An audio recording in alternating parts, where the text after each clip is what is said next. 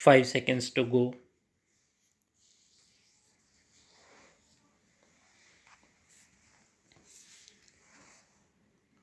Start. I convey my hearty congratulations to all the students who have been awarded their degrees in this convocation. I share the joy of those students who have received medals for their extraordinary accomplishments. I appreciate the contribution of the faculty members and the entire team of the university in helping the students reach a major milestone in their life and career. I understand the sense of fulfillment among the family members who have been helping and encouraging the students. I admire the efforts of NALSAR in taking care of issues concerning disability, access to justice, prison and juvenile justice, and legal aid. I am happy to note that NALSAR had set up an animal law center.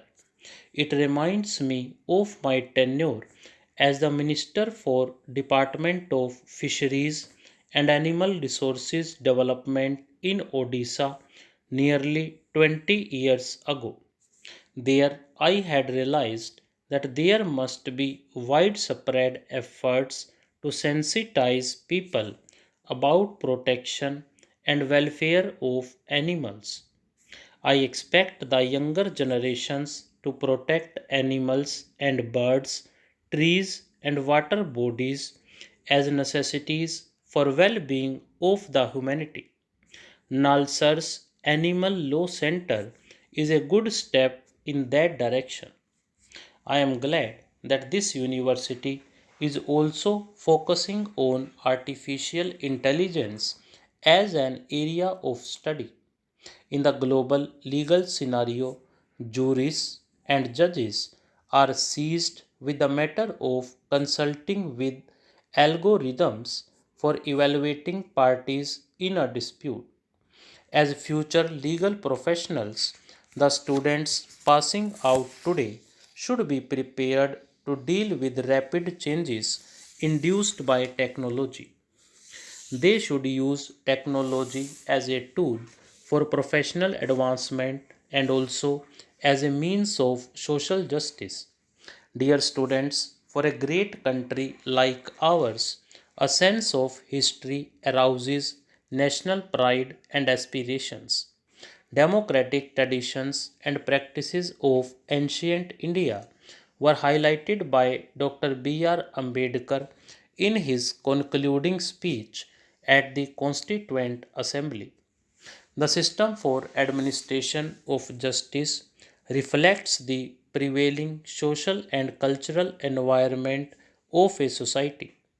Nearly 2300 years ago, the ambassador from Macedonia in the court of Chandragupta Maurya, Megasthenes, described Indians as remarkably law abiding people.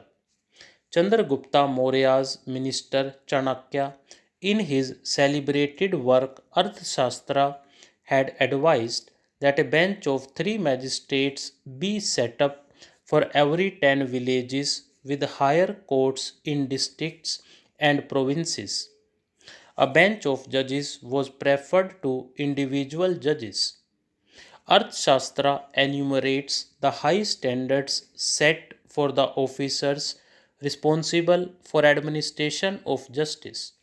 It also suggests that no private meetings should be allowed between judges and litigants until cases were settled.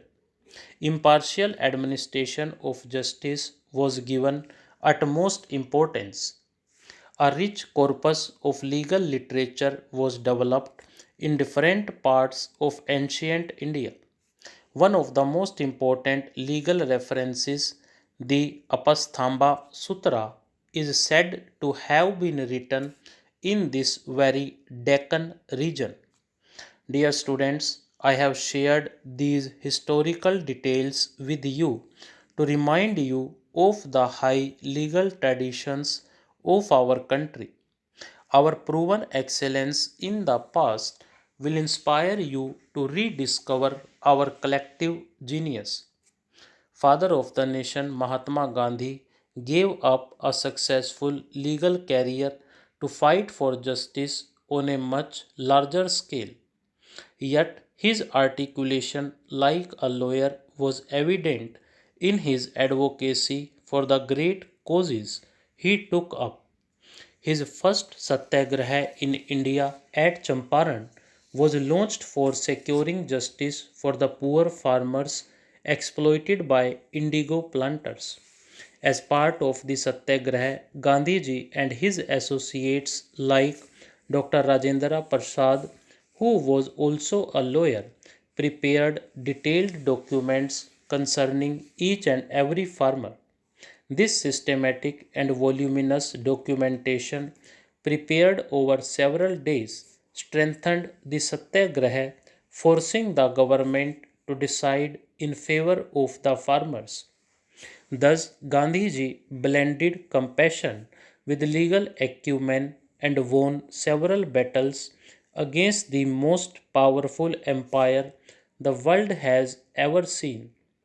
This blend of compassion and legal expertise is a formula for success which also contains sensitivity and fairness. This can be a template for a legal professional who wants to have a meaningful and successful career and life. Our Constitution contains the ideals of our freedom struggle, namely justice, liberty, equality, and fraternity. The ideal of equality enshrined in the preamble and fundamental rights also finds expression in one of the directive principles of state policy concerning delivery of justice. The directive seeks to provide equal justice and free legal aid. It makes the state responsible to ensure that opportunities for securing justice are not denied to any citizen by reason of economic or other disabilities. The vision statement of your institution also underlines a particular focus on social justice to the marginalized communities. Unfortunately, a poor person does not get the same access to justice as a rich person. This unfair situation must change for the better. I expect your generation of legal professionals to be the change agents. Dear students, advocates are officers of the courts. As advocates, you will have a duty to assist the court in dispensing justice apart from taking care of the interests of your clients. Many of you may be joining corporate entities or legal firms as advisors or associates. It is your duty to give your advice in line with high ethical standards. Whatever role you choose as a legal professional, always stick to the values of integrity and courage. Speaking truth to power makes you more powerful. I have observed that girl students have outnumbered boys as medal winners, although the total number of girl students who received degrees today is a little less than that of the boys. I have seen this pattern across many institutions of higher education. This demonstrates that despite several limitations which they still have to face, our daughters are making us proud with their excellence. I convey my special appreciation for the girl students in today's convocation.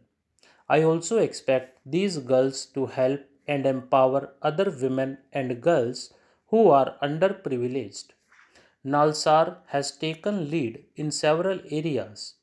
In today's convocation, members of bar and bench are gathered here. Every segment of the society is a stakeholder in promoting safety of women. I urge upon NALSAR, including its alumni, to enlist the support of all stakeholders and help in setting up a nationwide network of women advocates and law students. This network will work with the mandate to make concerted efforts to prevent atrocities against women and deal with cases of such atrocities.